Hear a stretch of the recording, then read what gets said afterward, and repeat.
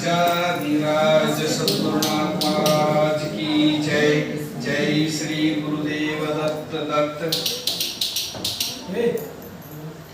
ಎನ್ನ ಆರಾಧ್ಯ ಗುರು ಶ್ರೀಮದ್ ಜಗದ್ಗುರು ಶ್ರೀ ಮಲ್ಲಿಕಾರ್ಜುನ ಶಂಕರ ಶಿವಾಚಾರ್ಯ ಪಾದ ಪದ್ಮಕ್ಕೆ ಅನಂತ ಕೋಟಿ ಭಕ್ತಿ ಪ್ರಣಾಮಗಳನ್ನು ನನ್ನ ಹೃದಯ ಮಂದಿರದಲ್ಲಿ ಸ್ಮರಿಸಿಕೊಳ್ತಾ ಈ ದಿವ್ಯ ವೇದಿಕೆ ಮೇಲೆ ಉಪಸ್ಥಿತರು ಎಲ್ಲ ಮಹಾರಾಜರ ಪಾದ ಪದ್ಮಕ್ಕೂ ಮತ್ತು ಭಕ್ತಿ ಚೈತನ್ಯ ಮೂರ್ತಿ ಬಸ್ಮೆ ಮಹಾರಾಜರ ಪಾದ ಪದ್ಮಕ್ಕೂ ಮತ್ತು ಬಸ್ಮೆ ಅಮ್ಮನವರ ಪಾದ ಪದ್ಮಕ್ಕೂ ಮತ್ತು ಈ ದಿವ್ಯ ವೇದಿಕೆ ಮೇಲೆ ಆಶೀರ್ವಾಗಿರುವಂತಹ ಶಿವಾನಂದ ಮಹಾರಾಜರು ಮತ್ತು ದವ್ಯ ಮಹಾರಾಜರು ಮತ್ತು ಈ ಕಾರ್ಯಕ್ರಮಕ್ಕೆ ಆಗಮಿಸಿರ್ತಕ್ಕಂಥ ಎಲ್ಲ ತಾಯಂದಿರ ಪಾದ ಪದ್ಮಕ್ಕೂ ಅನಂತ ಕೋಟಿ ಭಕ್ತಿ ಪ್ರಣಾಮಗಳನ್ನು ಸಲ್ಲಿಸುತ್ತಾ, ಒಂದು ಮನುಷ್ಯ ಯಾವಾಗ ದೇವರಾಕ್ಕನು, ಮನುಷ್ಯ ಯಾವಾಗ ದೇವರಾಕ್ಕನು ಅನ್ನಕ ನಮ್ಮ ಬಸವ ಮಹಾರಾಜರನ್ನ ಸಾಕ್ಷಿ.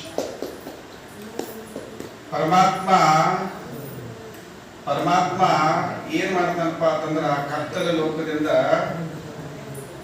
ಲೋಕದಿಂದ ಒಂದು ಒಳ್ಳೊಳ್ಳೆ ದೀಪಗಳನ್ನ ಜ್ಯೋತಿಗಳನ್ನ ಭೂಮಂಡಲಕ್ಕೆ ಬಿಡ್ತಾನೆ. ಈ ಭೂಮಂಡಲವನ್ನ ಬೆಳಗಲಿಕ್ಕೆ, ಈ ಭೂಮಂಡಲದಲ್ಲಿ ಇರ್ತಕ್ಕಂತಹ ಅನ್ಯಾಯಗಳನ್ನ ಅಶಾಂತಿಗಳನ್ನ ಹೋಗಲಾಡಿಸಿ ಭೂಮಂಡಲದ ಮೇಲೆ ಶಾಂತಿಯನ್ನ ತರಲಿಕ್ಕೆ ಜ್ಯೋತಿಗಳನ್ನ ಬಿಡ್ತಾರ. ಆ ಜ್ಯೋತಿ ಯಾವುದಪ್ಪ ಅಂತಂದ್ರೆ ಭಕ್ತಿ ಚೈತನ್ಯ ಮೂರ್ತಿ ಬಸವ ಮಹಾರಾಜ. ನಿಜವಾಗ್ಲೂ ನಮಗೆ ಬಹಳ ಸಂತೋಷ ಅನಿಸ್ತದ. ಅವ್ರು ಬರೆದಿರ್ತಕ್ಕಂಥ ಹರಿಹರ ಎನ್ನುವಂತ ಮುಕ್ತಿಯಲ್ಲಿ ಸಾಯುಜಿತ ಅಂತಕ್ಕಂಥ ನನ್ನ ಪುಸ್ತಕವನ್ನು ನಾನು ಓದ್ತಾ ಇದ್ದೀನಿ. ಅದರೊಳಗೆ ಎಷ್ಟು ಚೆನ್ನಾಗಿ ಬರೆದಾರು. ಅವರು ಅಂತಃಕರಣ ಎಷ್ಟು ನಮ್ಗೆ ತಿಳಿದಿದೆ ನೋಡ್ರಿ. ಸಮಾಧಾನ ಅನ್ನುವಂಥದ್ದು ಅವ್ರಿಗೆ ಎಷ್ಟು ಅಡಗಿತ್ತು. ಅದರೊಳಗೆಲ್ಲ ತನ್ನ ಅಂತಃಕರಣ ಮಾತುಗಳನ್ನು ಹೇಳ್ಯಾರ. ಸುಮಾರು 80 ವರ್ಷದ ಹಿಂದ ಇಲ್ಲಿ ಒಂದು ಏನು ಇದ್ದಿದ್ದಿಲ್ಲ, ಒಂದು ಬಿದಿರಿನ ಕಟ್ಟಿಗೆದ ಏನಪ್ಪಾ ಅಂತಂದ್ರೆ ಗುಡಿಸು. ಆ ಗುಡಿಸಲಿದ್ರ ಏನೂ ಇಲ್ಲ. ಅವರ ಮುತ್ಯಾರು ನರಸಿಂಹರಾಜ ಮಹಾರಾಜರು ಅವರು ಯಾವತ್ತು ಇವರು ಮಹಾರಾಜರ ಭಕ್ತಿ ಮಾಡ್ಕೊತಾನ ಏನಂತ ಬಾಳ ಬದುಕಿದವರು. ಇವರೆಲ್ಲ ಬಸವ ಮಹಾರಾಜರ ಬಹಳ ಸಣ್ಣವರಿದ್ರು. ಅದ್ರೊಳಗೆ ಅವ್ರು ತೊಡ್ಕೊಂಡ ಬಹಳ ಚೆನ್ನಾಗಿ ಹೇಳ. ಅವ್ರು ಏನ್ ಮಾಡಿದ್ರಪ್ಪ ಅಂತಂದ್ರಲ್ಲಿ ಸಣ್ಣ ವಯಸ್ಸಿನ ಒಳಗನ ಅವ್ರಿಗೆ ಜಾಗೃತಿ ಆಗುತ್ತೆ. ಪರಮಾತ್ಮನ ಸೇವೆಯನ್ನ ಮಾಡಬೇಕು, ಪರಮಾತ್ಮನ ನಾವು ಭಕ್ತಿಯನ್ನ ನಮ್ಮ ಬದುಕಿಗೆ ಮುಟ್ಟಿಸ್ಕೋಬೇಕು ಅಂತಂದು ಹೇಳಿ ಅವರಲ್ಲಿ ಜಾಗೃತಿ ಆಯಿತು. ಅವ್ರು ಏನ್ ಮಾಡ್ತಿದ್ರಪ್ಪ ಅಂತಂದ್ರೆ ಬಸವ ಮಹಾರಾಜರು ಎಲ್ಲೆಲ್ಲಿ ಪ್ರವಚನ ಇರ್ತತಿ, ಎಲ್ಲೆಲ್ಲಿ ಭಜನೆ ಇರ್ತತಿ, ಎಲ್ಲೆಲ್ಲಿ ಪಾಠಗಳು ಇರ್ತತಿ, ಅಲ್ಲೆಲ್ಲ ಹೋಗ್ತಿದ್ರತ್ರ. ಅವ್ರಿಗೊಮ್ಮೆ ಅನಿಸ್ತತ್ರಿ, ಯಾಕ ಇದನ್ನ ನಮ್ಮ ಮನೆಯೊಳಗನ ಮಾಡಬಾರ್ದು. ನೋಡ್ರಿ, ಹೊರಗೆ ಎಲ್ಲಾರು ನಾವೆಲ್ಲ ಮುಗಿಸ್ಕೊಂಡು ಹೊರಗೆ ಹೋಗಿ ಬಿಡ್ತೀವಿ. ಆದ್ರೆ ಮನ್ಯಾಗ ತಗೊಂಡ್ಬಂದು ಮಾಡೋದು ಬಹಳ ಕಷ್ಟದ.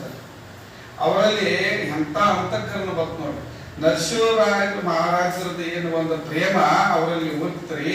ಅವರು ಏನ್ ಮಾಡಿದ್ರು, ನಮ್ಮಲ್ಲಿ ಯಾಕೆ ಮಾಡಬಾರ್ದು ಅಂತ ಹೇಳಿ ಆ ಗುಡಿಸಿನ ಒಳಗನ ಏನ್ ಮಾಡಿದ್ರು, ದತ್ತಾತ್ರೇಯರ ಒಂದು ಫೋಟೋವನ್ನು ತೆಗೆದುಕೊಂಡು ಬಂದ ಅವರು ಸಂಜೆ ಮೇಲೆ ಎಲ್ಲಾ ನಿಮ್ಮ ಪರಿವಾರ ಜೊತೆ ಕೂಡ್ಕೊಂಡ ಭಜನೆಯನ್ನ ಪ್ರಾರಂಭ ಮಾಡಿ ಮಾಡಿದ ಭಜನೆ ಇವತ್ತು ದೊಡ್ಡ ಒಂದು ಕೀರ್ತಿಯನ್ನು ಗಳಿಸುವಂತ ಕೆಲಸ ಈಗ ಸ್ವಾಮಿ ಮಾಡ್ತಾರೆ. ಇಲ್ಲಿ ಬಂದು ನಾವು ಕೂತ್ಮೇಲೆ ಎಷ್ಟು ಸಮಾಧಾನ ಆಗ್ತದ, ಎಷ್ಟು ಸಂತೋಷ ಅನಿಸ್ತದ ನಮಗೆಲ್ಲ. ಬಸವ ಮಹಾರಾಜರ ಶಕ್ತಿ ಅಂದ್ರೆ ಇದಾರೆ. ಅವ್ರು ದೇವರಾಗಿ ಆಗ್ಯಾರ. ಮನುಷ್ಯರಿದ್ದಕ್ಕೊಂದು ದೇವರಾಗಿ ಹೋದವ್ರು ಯಾರಪ್ಪ ಅಂದ್ರೆ ನಮ್ಮ ಭಕ್ತಿ ಚೈತನ್ಯ ಮೂರ್ತಿ ಬಸವ ಮಹಾರಾಜ. ಅದ್ರೊಳಗೂ ಮತ್ತೆ ಹೇಳ್ಯಾರ ಒಂದು ಕಠಿಣು ಅದ್ರೊಳಗೆ ನಮಗೆ ನೆನಪಿಗೆ ಬರ್ತದೆ. ಏನಪ್ಪ ಅಂತಂದ್ರ ಒಬ್ಬ ಭಕ್ತಿ ಇದ್ದತ್ರಿ, ಅವ ಪರಮಾತ್ಮನಲ್ಲಿ ಬೇಡ್ಕೊಂಡತ್ರಿ.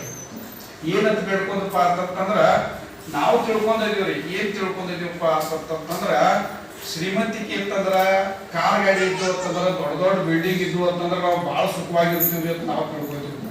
2 ಮಜಲ್ ಬಿಲ್ಡಿಂಗ್ ಇದ್ದು ಅಂದ್ರೆ ಭಾರಿ ಇದೆ ಅಂತ ನಾವು ತಿಳ್ಕೊಂಡಿದ್ವಿ. ಆದ್ರ ಬಸವ ಮಹಾರಾಜರು ಬಹಳ ಚಂದಾಗಿ ಹೇಳ್ಯಾರು, ಅದು ಶ್ರೀಮಂತಿಕೆ ಅಲ್ಲ, ಅದು ಮನುಷ್ಯನ ಶ್ರೀಮಂತಿಕೆ ಅಲ್ಲ, ನಿಜವಾದ ಶ್ರೀಮಂತಿಕೆ ಅಲ್ಲ. ಅದಕ್ಕೆ ಅವ್ರು ಹೇಳ್ಯಾರ ಏನಪ್ಪಾ ಅಂತಂದ್ರ ಬಡತನ ನಮ್ಮನ್ನು ಬಿಡ್ಲಿಲ್ಲ, ನಾವು ಭಕ್ತಿಯನ್ನ ಬಿಡ್ಲಿಲ್ಲ ಅನ್ನುವಂತ ಮಾತನ್ನ ಅವ್ರು ಹೇಳ್ಯಾರ. ಅವ್ರು ಬಹಳ ಇವತ್ತು ಯಾಕೆ ಹೇಳ್ಯಾರ ಅಂತಂದ್ರೆ ಅಲ್ರಿ, ಬಡತನ ನಮ್ಮನ್ನು ಬಿಡ್ಲಿಲ್ಲ, ಭಕ್ತಿ ನಾವು ಭಕ್ತಿಯನ್ನ ಮಾಡೋದು ಬಿಡಲಿಲ್ಲ ಅನ್ನುವಂತ ಮಾತನ್ನ ಹೇಳಿ ಅವರು ಏನಪ್ಪಾ ಅಂತಂದ್ರೆ ಇಷ್ಟೆಲ್ಲ ಸಿರಿ ಸಂಪತ್ತು ಇದ್ರೂ ನಮಗ ಶಾಶ್ವತ ಅನ್ನುವಂಥದ್ದು ಅಲ್ಲ ಅನ್ನುವಂಥದ್ದು ಮಹಾರಾಜ್ ಹೇಳ್ಯಾರ. ಆ ಭಕ್ತ ಪರಮಾತ್ಮನಲ್ಲಿ ಬೇಡ್ಕೋತಾನ, ನನಗೆ ಏನ್ ಬೇಕು ಅಷ್ಟು ಐಶ್ವರ್ಯ ಬೇಕು, ಹೊಲಗದ್ದೆ ಬೇಕು, ನನಗೆ ಜನಪ್ರೀತಿ ಆಗ್ಬೇಕು, ನನ್ನ ಕಂಡ್ರೆ ಎಲ್ಲರೂ ಏನಪ್ಪ ಅಂತಂದ್ರೆ ಗೌರವ ಕೊಡ್ಬೇಕು, ಮಾನ್ಯತೆ ಕೊಡ್ಬೇಕು ಅಂತಂದು ಬೇಡ್ಕೋತಾರ. ಅವಾಗ ಮಹಾರಾಜರು ಪರಮಾತ್ಮ ಆಶೀರ್ವಾದ ಮಾಡಿಬಿಡ್ತಾರೆ ಭಕ್ತಗೆ. ಆಯ್ತಪ್ಪ ನಿನಗೆ ಏನು ಕೊಡ್ಬೇಕು ಎಲ್ಲ ನಾನು ಕೊಟ್ಬಿಡ್ತಾನೋ, ನೀನು ತಗೊಂಡು ಹೋಗ್ಬಿಡತ್ತ ಅಂತ ಹೇಳ್ತಾನೆ. ಆದ್ರೆ ಒಂದು ನೀನು ನಾನು ಕೊಡ್ಬೇಕು, ನಾವು ಕೊಟ್ಟು ನಾವು ಇಲ್ಲಿ ಸತ್ಸಂಗ ಬರ್ತೀವಪ್ಪ ಅಂತಂದ್ರೆ ನಮ್ದು ನಾವು ಮುಟ್ಟಿಸ್ಬೇಕು. ಭಕ್ತಿ ಅನ್ನುವಂತ ಬಂದಿದೆ ಈ ದಿವ್ಯ ಸಾನ್ನಿಧ್ಯ ನಾವು ಮುಗಿಸಿದ್ವಿ ಅಂದ್ರೆ ನಾವು ಇಲ್ಲಿ ಬಂದು ಸ್ವಾರ್ಥಕ್ಕೆ ಮಾಡಿದಂಗೆ ಆಗ್ತದೆ. ಇದೊಂದು ಒಂದು ದಿವ್ಯ ಸ್ಥಾನ ಇದೆ. ಈ ಸ್ಥಾನ ಅಂತ್ಯಂತ ಸ್ಥಾನ ಅಲ್ಲ, ನೀವು ಮನಿ ಅಂತಲ್ಲ, ಇದನ್ನ ಮಹಾಮನೆ ಇದೆ. ಇದು ಮಹಾಮನೆ, ಬದುಕನ್ನ ಬೆಳಗುವಂತ ಮಹಾಮನೆ.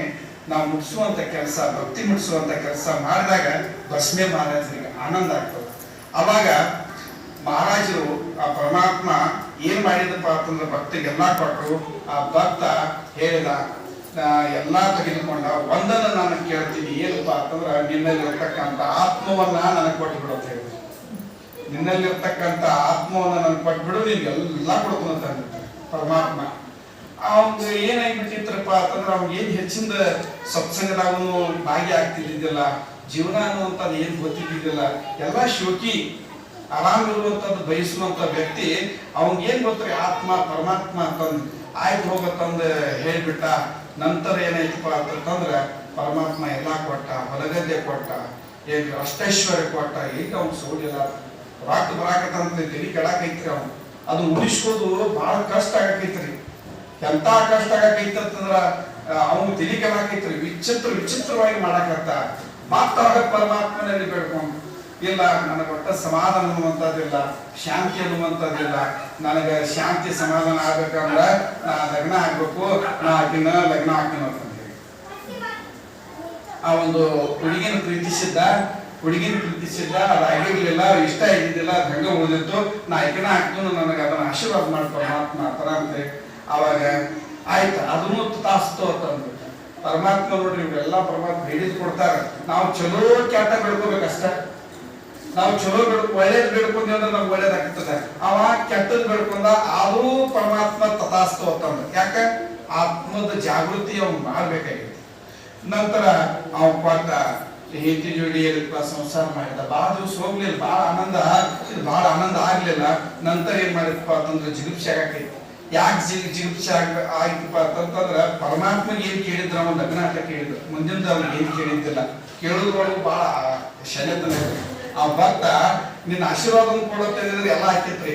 ಅವೇನ್ ಮಾಡಿದ್ರಿ, ನಾನು ಲಗ್ನ ಮಾಡಿರ್ತಾನ. ಇಷ್ಟ ಇಲ್ಲದ ಲಗ್ನ ಮಾಡ್ಕೊಂಡ, ಮುಂದ್ ಕಷ್ಟ. ನಾನೇನ್ ಆಗ್ಬಾರ್ದಾಗಿತ್ತು, ನೀನ್ ಆದ್ನಿ ಅಂತ ನಾವು ಪದೇ ಹೆಣ್ಮಗ ಹೇಳೋದ್ರಿಂದ ಅವ್ನು ಜಿಗುಪ್ಸೆ ಆದ್ರು. ಅವಾಗ ಏನ್ ಮಾಡಿದಪ್ಪ ಅಂತಂದ್ರೆ ಮತ್ತೆ ಪರಮಾತ್ಮನಲ್ಲಿ ನೆನೆಸ್ಕೊಂಡ, ಏನ್ಪಾ ಇದು ನನಗೆ ಹಿಂಗಾತು ಅಂತಂತೆ. ನಾನು ಒಂದು ತಪ್ಪು ಮಾಡಿ ಎಲ್ಲಾ ಕೇಳಿ ಒಂದು ಏನ್ ಬೇಕಿಲ್ಲ ಆತ್ಮ, ಅದನ್ನ ನಾ ಇಟ್ಕೊಂಡು ಕೇಳ್ಬೇಕಾಗಿತ್ತು. ನಾ ಇಟ್ಕೊಂಡು ಕೇಳಲಿಲ್ಲ. ನಾ ಎಲ್ಲಾ ಕೇಳಿನಿ, ಅದ್ರೊಳಗೆ ನಾ ಯಾವುದೂ ಸುಖ ಕಾಣಲಿಲ್ಲ. ಆದ್ರೆ ನಮ್ಮ ಆತ್ಮ, ನಮ್ಮಲ್ಲಿರ್ತಕ್ಕಂಥ ಆತ್ಮ ಯಾವಾಗ ಆನಂದ ಆಗೈತಲ್ಲ, ಆ ಆನಂದ ಆದಾಗ ಮಾತ್ರ ಉಳಿಕಿದ್ದೆಲ್ಲ ನಮ್ಗೆ ಸೌಂದರ್ಯವಾಗಿ ಕಾಣ್ತಾವು, ಆನಂದವಾಗಿ ಕಾಣ್ತಾವ. ಇವತ್ತು ಶಿವಾನಂದ ಕುಟೀರದೊಳಗೆ ಏನಪ್ಪಾ ಅಂದ್ರೆ ಆತ್ಮ ಪರಿಶುದ್ಧತೆ ನಡೆದೈತಿ, ಆತ್ಮದಲ್ಲಿ ಜಾಗೃತಿ ನಡೆದೈತಿ, ಆತ್ಮಭಾವನಾ ಅನ್ನುವಂತ ಶುದ್ಧೀಕರಣ ನಡೆದೈತಿ. ಈ ಶಿವಾನಂದ ಕುಟೀರದ ಏನ್ ನೀವು ಬಸ್ಮಿ ಪರಿವಾರವನ್ನು ನಡೆಸಾಕ್ತಾರಲ್ಲ, ನಿಮ್ಮ ಪಾದಕ್ಕೆ ಅನಂತ ಕೋಟಿ ಪ್ರಣಾಮಗಳನ್ನ ಸಲ್ಲಿಸ್ತನು. ಬಸ್ಮೆ ಮಹಾರಾಜರ ಅಂತ್ಯಂತವರಲ್ಲ, ಇವರು ಪರಮಾತ್ಮನ ಈ ಭೂಮಿ ಕಳಿಸಿರ್ತಕ್ಕಂಥ ದೇವತಾ ಮನುಷ್ಯ ಅಂತನ್ನುವಂತ ಮಾತನ್ನು ಹೇಳಿ ನಾನು ಎರಡು ಮಾತುಗಳು. राजाधिराज सद्गुरुनाथ महाराज की जय।